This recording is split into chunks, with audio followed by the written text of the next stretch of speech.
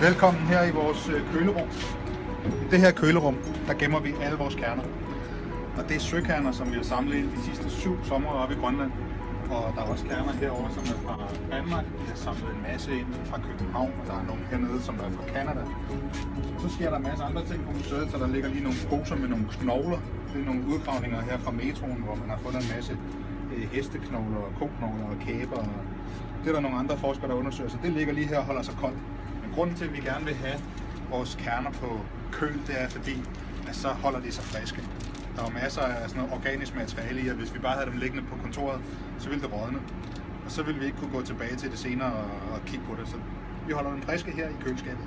Og nu har jeg lige taget en kerner frem her. Den har vi hentet i sommer i år 2014 oppe på sydøstkysten af Grønland.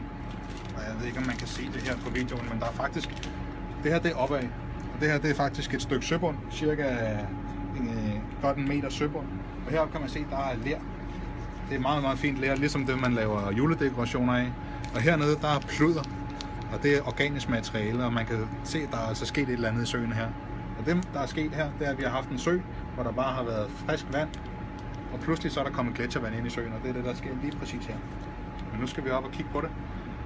Få den pakket ud, og så kan vi se det lidt tydeligere.